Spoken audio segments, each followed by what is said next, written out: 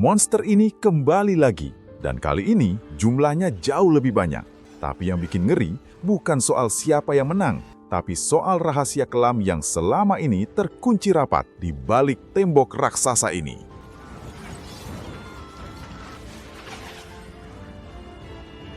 Cerita bermula di mana sekelompok bandit dari Eropa nekat berkelana ribuan mil melintasi Asia. Tujuan mereka cuma satu, mencari bubuk hitam atau mesiu, senjata paling mematikan dan paling berharga di zaman itu. Tapi perjalanan ini nggak mudah. Belum sampai ke tujuan, kelompok ini sudah nyaris hancur. Kelompok ini dipimpin oleh William dan Tovar. Banyak rekan mereka yang mati di jalan karena kelaparan atau diburu penduduk lokal. Di tengah keputusasaan itu, beberapa anggota mulai menyerah. Mereka merasa misi ini bunuh diri. Tapi Tovar dengan ambisi besarnya tetap memaksa mereka lanjut. Dia nggak mau pulang dengan tangan kosong sebelum memegang senjata legendaris tersebut.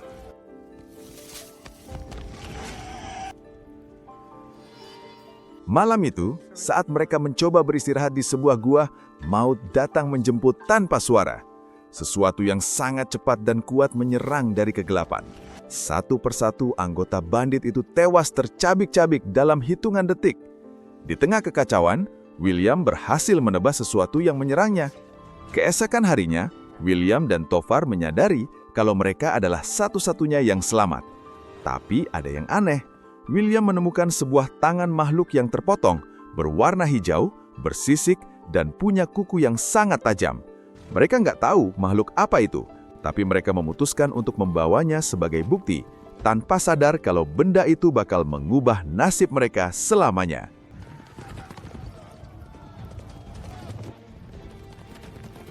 Pelarian mereka dari kejaran bandit lokal justru membawa mereka ke depan sebuah keajaiban dunia, tembok besar Cina. Disinilah segalanya dimulai. William dan Tovar terkepung. Di depan mereka ada ribuan tentara elit Cina yang melepas anak panah, dan di belakang mereka ada musuh yang ingin menggorok leher mereka. Nggak punya pilihan lain, mereka akhirnya menyerah kepada pasukan yang dikenal sebagai Nameless Order. William pun menunjukkan potongan tangan monster itu kepada para jenderal Cina, yang seketika membuat suasana yang tadinya tegang menjadi penuh ketakutan. Karena para jenderal tahu kalau makhluk yang dilawan William sudah kembali lebih cepat dari yang mereka perkirakan.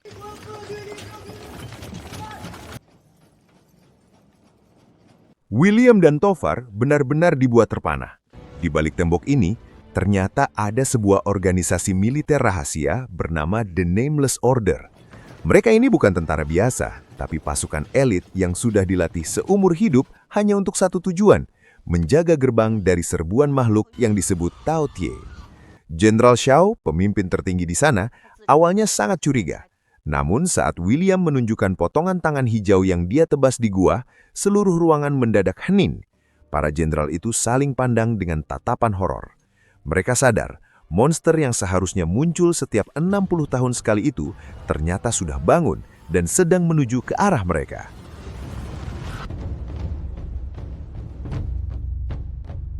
Belum sempat William menjelaskan lebih jauh, suara trompet perang pecah membelah langit.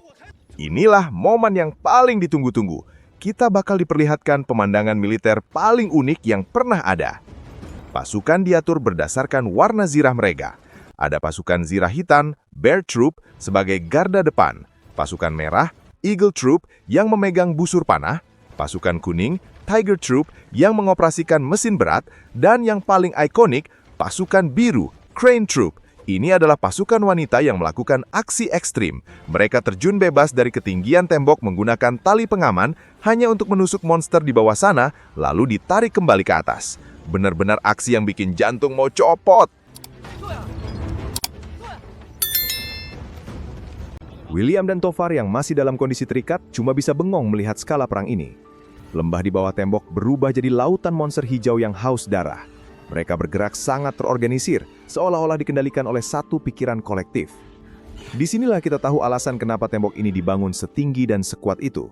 Mereka mulai bersiap menyambut kedatangan para monster itu dengan penuh ketegangan. Dan boom! Pasukan kuning mulai menembaki jutaan monster itu dengan bola api. Sementara pasukan merah mulai melayangkan hujan panah pada kerumunan monster yang datang. Di sisi lain, para Tao Tie mulai memanjat tembok dengan cara saling menginjak satu sama lain. Pasukan biru yang bersiaga mulai menunjukkan aksi. Mereka mulai menombaki para monster itu dengan gaya akrobatik yang indah namun mematikan. Monster berhasil melompat ke atas tembok dan situasi makin kacau. William yang terikat melihat Ballard dan memintanya untuk melepas ikatan mereka. Dan William gak tinggal diam. Dia menunjukkan skill bertarung yang luar biasa.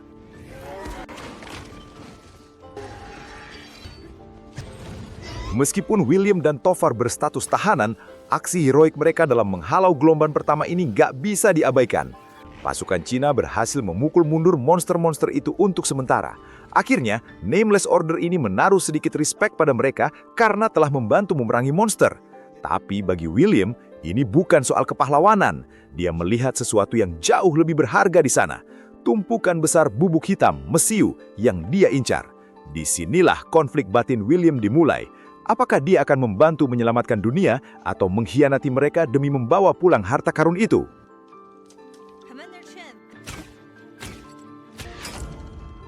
Setelah pertempuran berdarah tadi, William dan Tovar akhirnya dapat akses buat keliling tembok.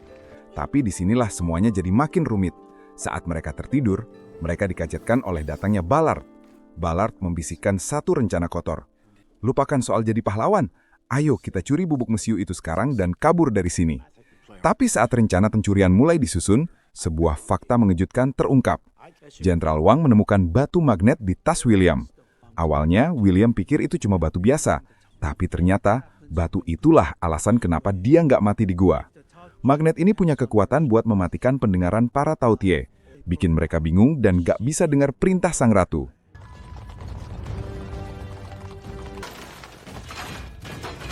Sayangnya, penemuan penting ini harus dibayar mahal. Di tengah malam yang sunyi, seekor Tautie berhasil menyelinap masuk ke atas tembok tanpa ketahuan. Jenderal Lin dan Jenderal Xiao langsung naik dan memberikan komando untuk para pasukan. Pertempuran singkat pun terjadi. Dalam kekacauan itu, Jenderal Xiao terjun langsung buat bertarung, tapi dia justru tergigit dan luka parah. Ini adalah momen yang gak diduga sama sekali. Pemimpin tertinggi mereka gugur. Jenderal Lin sekarang harus memikul beban berat sebagai panglima baru di tengah ancaman pengkhianatan dari orang yang baru saja dia percayai.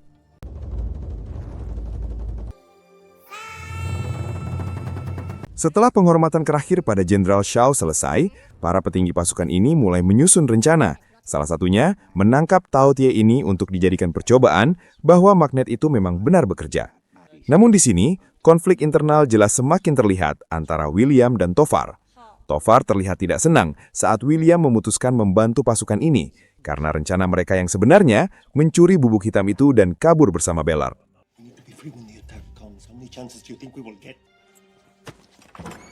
William sekarang berada di persimpangan jalan. Dia punya magnet yang bisa jadi kunci kemenangan. Tapi temannya, Tovar dan Ballard, sudah siap menancapkan pisau dari belakang demi sekarung bubuk mesiu.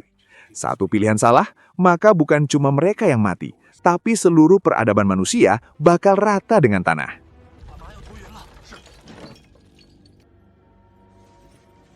Setelah kematian Jenderal Xiao, Jenderal Lin gak punya waktu buat berduka. Dia langsung tancap gas menjalankan ide gila dari William, menangkap satu ekor Tautie hidup-hidup. Caranya, persis kayak berburu paus di tengah samudra. Mereka menyiapkan tombak raksasa yang diikat rantai baja, dan ujungnya sudah dilumuri racun pembius hasil racikan Jenderal Wang. Pasukan dari semua divisi mulai menyusun barisan dan mulai menyusun strategi peperangan yang telah disiapkan. Malam yang berkabut membatasi pandangan mereka, namun itu tak menyusutkan semangat para pasukan ini untuk terus melawan jutaan minster Tautie ini. Tapi rencana ini hampir berantakan gara-gara satu kesalahan kecil. Seorang prajurit bernama Peng Yong nggak sengaja menjatuhkan semangkuk racun, yang bikin dia dihukum jadi tukang cuci piring di dapur. Namun, drama itu langsung terhenti saat ribuan bayangan hijau kembali muncul dari balik kabut. Pertempuran ronde kedua dimulai.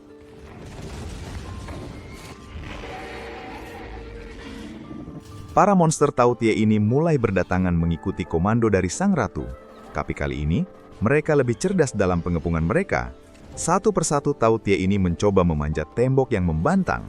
Namun, para pasukan juga sudah mengantisipasi hal tersebut.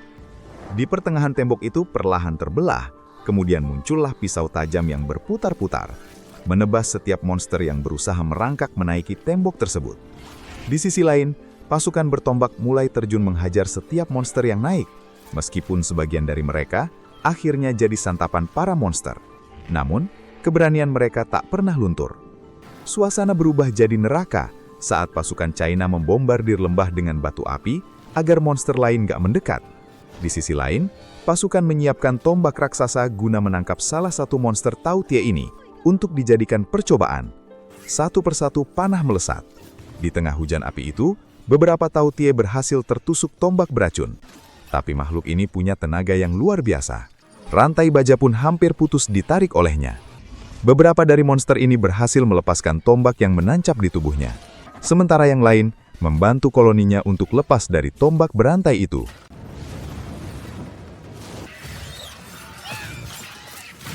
Di posisi ini, William diantar kebimbangan yang berat, membantu pasukan ini atau kabur bersama Tovar dan Ballard. Di tengah konflik batin yang gila itu, akhirnya dia mengambil satu keputusan. Melihat Lin kesulitan, William melakukan aksi nekat.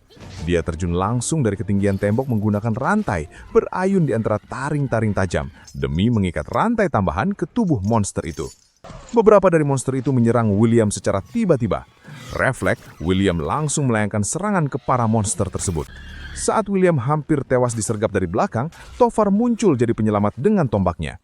Di tengah kabut dan kepungan para monster, mereka bekerja sama membasmi sisa monster yang menyerang.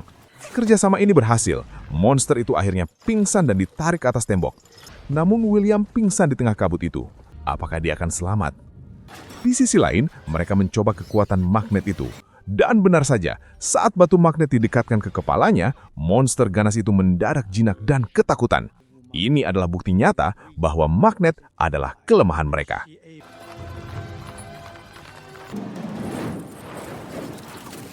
Tapi, kebahagiaan itu cuma bertahan sebentar.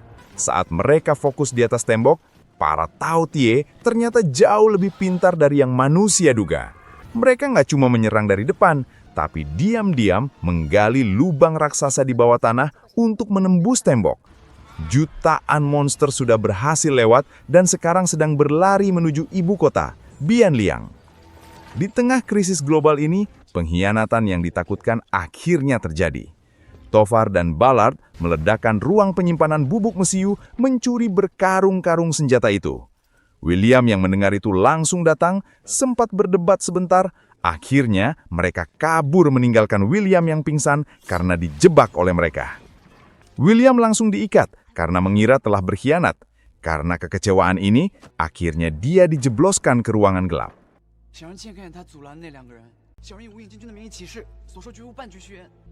Jenderal Lin nggak punya pilihan lain.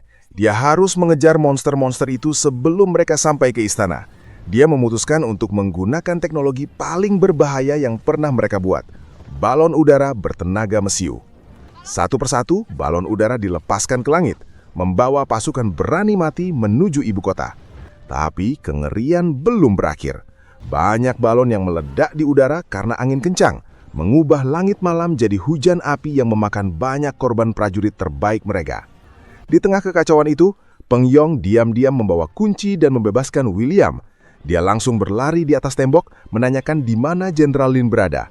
Jenderal Wang pun memberitahukan bahwa mereka pergi ke ibu kota dengan balon ini, karena para Tao Tie sudah berhasil menerobos tembok ini lewat bawah. Tanpa pikir panjang, William meminta busur dan menyusul Jenderal Lin. Sekarang nasib seluruh China ada di tangan segelintir orang yang berhasil bertahan di atas balon yang tersisa, termasuk William ini sebagai penebusan kesalahannya.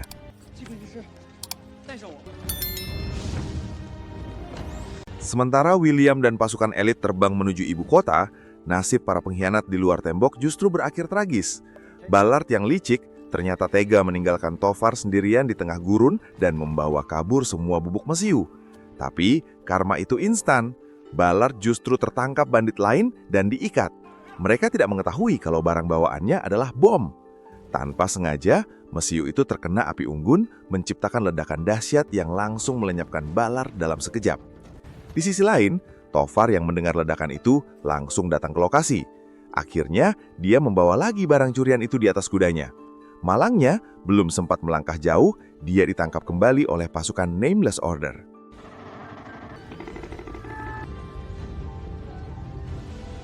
Di ibu kota, situasinya jauh lebih mengerikan. Jenderal Lin yang sampai duluan dengan pasukan yang tersisa akhirnya mulai melawan jutaan monster itu. Kota Bianliang sudah porak-poranda oleh serbuan Tao Tie yang mulai memanjat bangunan. William, Jenderal Wang dan si pemberani Peng Yong datang tepat waktu untuk menyelamatkan Jenderal Lin yang terpojok. Dengan kepercayaan satu sama lain, akhirnya Lin menggenggam tangan William dan menjatuhkan mesiu. Ledakan dahsyat menghancurkan monster yang menyerangnya itu untuk sementara. Mereka sadar, satu-satunya cara menghentikan kiamat ini adalah dengan membunuh sang ratu. Rencana gila pun disusun. Mereka memberikan daging yang sudah ditempeli banyak bahan peledak kepada Tao Tie yang mereka tangkap hidup-hidup, lalu melepaskannya agar dia lari kembali ke pelukan sang ratu.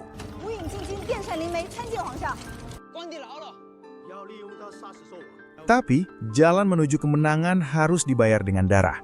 Saat mereka menyelinap melalui kanal bawah tanah menuju aula depan, gerombolan Tao Tie menyergap dari atas. Tanpa sengaja, Peng Yong tergigit oleh salah satu monster tersebut. Akhirnya, Peng Yong memutuskan untuk tinggal, sementara yang lain melanjutkan perjalanan. Saat monster-monster itu semakin mendekat, Peng Yong melakukan aksi paling heroik dalam hidupnya. Dia berdiri dengan sisa tenaganya, membakar bubuk mesiu di tangannya, dan meledakkan diri bersama monster-monster itu agar William dan Lin bisa terus maju. Pengorbanannya nggak sia-sia. Mereka berhasil lolos dan akhirnya melepaskan monster yang sudah diberi bom itu.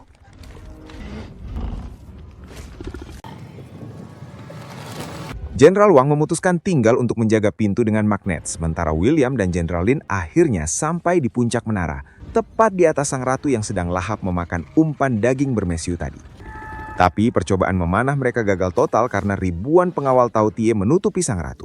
Di saat-saat genting itu, Jenderal Wang yang berjaga di gerbang menyerahkan batu magnetnya kepada William sebelum dia sendiri akhirnya menyerah pada keadaan. Para monster itu menjebol menara tempat mereka melakukan aksi. Jenderal Wang melemparkan magnet itu pada William. Di saat yang sama, gempuran monster sudah mulai masuk menyerbu mereka dari segala sisi. William dan Lin pun melakukan aksi nekat terakhir. Mereka melompat dan berayun menggunakan tali ke menara seberang, tepat melintas di atas sang ratu.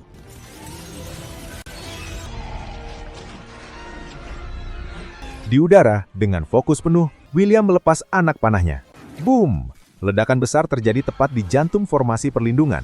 Sang ratu tewas seketika, dan karena sinyal komunikasinya terputus, seluruh ribuan Tao Tie di seluruh China mendadak mati kaku.